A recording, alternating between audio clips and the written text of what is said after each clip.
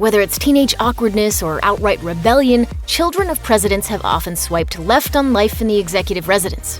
Why? Here are just a few of the worst things about being a kid in the first family, at any age. There probably isn't a more famous first daughter in American history than Chelsea Clinton.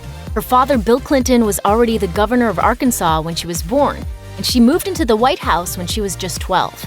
If having the full spotlight of the media shining down on her parents' infamous marriage troubles wasn't enough, right-wing media figures like Rush Limbaugh constantly made fun of her looks, while late-night talk shows and Saturday Night Live made her the butt of jokes. But ultimately, she rose above it all and took the high road by choosing not to engage in the same way. As Chelsea admitted in a 2018 interview with The Guardian, to retaliate with crass language or insult someone personally, I just don't think I'm built that way. In an interview with The Big Issue, Chelsea said that something had not gone right in her detractors' lives for them to bully a child.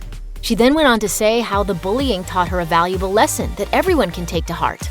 So that helped me understand early in my life that when we're being verbally abused by other people, it's not about who we are, it's about the bullies. Ronald Reagan's daughter, Patti Davis, famously hated her experience being a politician's kid so much that she wrote several books alleging abuse and dysfunction within her family. Davis wrote a couple of fictionalized versions of her childhood before fully airing the Reagans' dirty laundry with her autobiography, The Way I See It. The tome addressed everything from her mother's alleged physical and psychological abuse to drug use by multiple family members to neglect from her father when she reached out to him for help.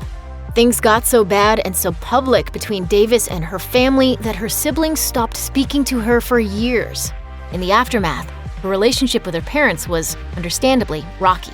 Ronald Reagan eventually wrote her a Christmas letter in 1989, one of many begging Patti to reconcile with the family, which eventually did happen later, after he was diagnosed with Alzheimer's. Malia and Sasha Obama were 10 and 7, respectively, when their father, Barack Obama, became the 44th president of the United States. Because of their young age, the girls kept a pretty low profile during their time at 1600 Pennsylvania Avenue. Of all that I have done in my life, I am most proud to be your dad. However, they still wanted to have the lives of normal girls. Sleepovers with their friends were part of that, but they were definitely complicated. As their mother, Michelle Obama, told CBS News, "Imagine having Malia and Sasha come to your house for a sleepover. This is the call. It's like, hello, okay, we're going to need your social security number. We're going to need your date of birth. There are going to be men coming to sweep your house." Once Malia enrolled in college, the tabloids followed her every move. Whether it was making out with her boyfriend at a tailgate or smoking cigarettes, Malia couldn't be a regular person in peace. But in a plot twist nobody could have seen coming, the former first daughter unlikely got support from another first daughter, Ivanka Trump, who, with a little brother of her own, tweeted, "Malia Obama should be allowed the same privacy as her school-aged peers. She is a young adult and private citizen and should be off limits." The daughters of the 43rd President, George W. Bush, twins Barbara and Jenna Bush, were just as controversial as their father during the family's stay in the White House. In his book, The President's Secret Service, Behind the Scenes with Agents in the Line of Fire and the Presidents They Protect, author Ronald Kessler detailed the girls' notorious party animal ways, which were a constant source of tabloid fodder. Although they encouraged Malia and Sasha Obama to enjoy living in the White House because it was such a magical place, it wasn't such a fanciful experience for the staff when the notorious Bush twins lived there. I think they misestimated the will and determination of the commander-in-chief, too. As Kessler noted in his book, Jenna would sometimes purposely try to lose her protection by going through red lights or by jumping in her car without telling agents where she was going. The twins allegedly sparked many impromptu trips, which were a massive inconvenience to their security detail. Referencing a time when the girls randomly demanded to fly to New York, one agent told Keller, "These guys were prepared to work an evening shift, and all of a sudden they're going with just the clothes on their backs." A few months into their father's first term, both of the then 19-year-olds were also cited for underage drinking in separate incidents in their home state of Texas.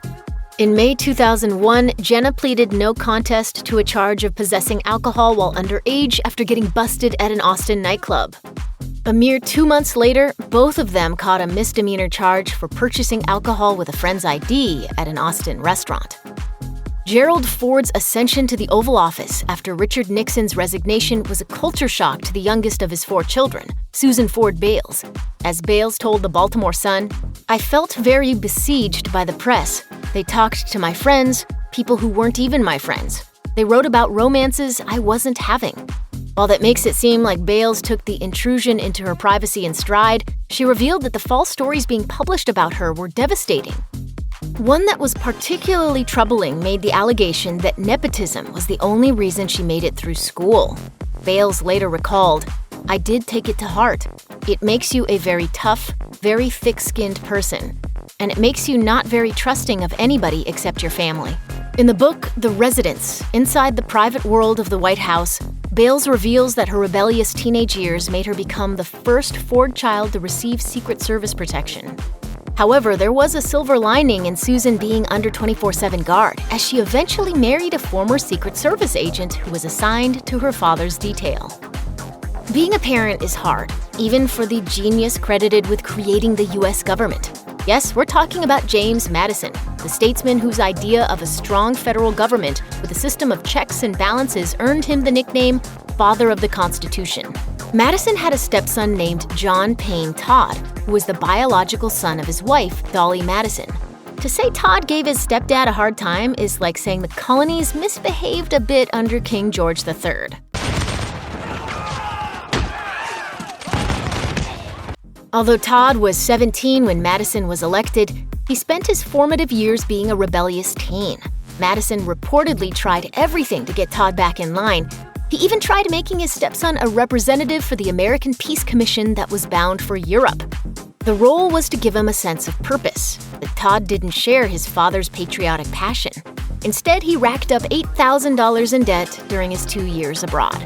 To his dying day, Madison bailed Todd out, which, according to historian William Seal's account, included a number of times for disrupting the peace while drunkenly handling a gun.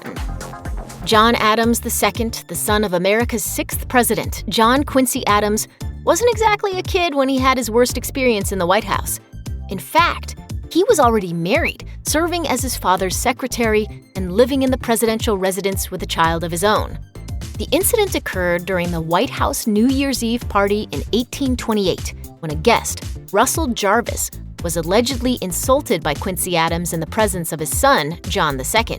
As was the norm for the time, Jarvis wanted to challenge Quincy Adams to a duel. But since he was the president, that wasn't going to happen. Instead, he challenged Adams' son in a letter, which the president's son ignored. Jarvis later took his challenge a step further by confronting the apparently conflict-averse John II in person. At this point, Quincy Adams stepped in, but it was too late. The press got wind of the incident and wrote stories insinuating the younger John's cowardice, thus causing the first son intense humiliation. The incident had a profound effect on John's life and career, as he began heavily drinking soon afterwards. Sadly, he died 6 years later after his unsuccessful attempt at managing the family's grist mill. According to the John Adams Historical Society, his death was attributed to alcoholism. Teddy Roosevelt's free-spirited daughter, Alice Roosevelt, was such a wild child that her father infamously declared, "I can be president of the United States, or I can control Alice. I cannot possibly do both." In addition to being banished to the roof to smoke cigarettes, Alice was also known to frighten visitors with a small snake named Emily Spinach, which she carried in her purse. The Washington Post quoted her as saying, "My father was president. I was without a particle of responsibility other than to enjoy myself, and I was alert for all that came my way." However, according to biographer Carol Felsenthal, much of Alice's unruly behavior stemmed from her combative relationship with her stepmother, Edith, with whom Teddy had 5 children during his presidency. Feeling ignored, the teenaged Alice perfectly summarized her White House experience in one particularly angsty diary entry.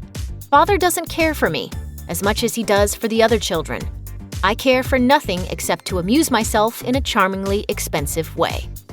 Margaret Truman was a 21-year-old college student when her father, Harry S. Truman, became the 33rd President of the United States on April 12, 1945. You would think her age would have afforded her a bit more freedom than other younger kids of first families, but that wasn't particularly the case. Margaret once called 1600 Pennsylvania Avenue a great white jail, referencing the ever-prying eyes of the Secret Service, who followed Margaret everywhere, even when she went on romantic dates.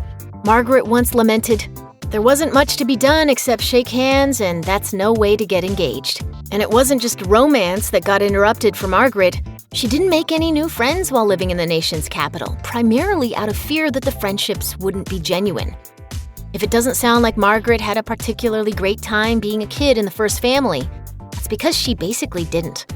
Margaret would later sum up her time in the White House by saying, "I wouldn't call it fun.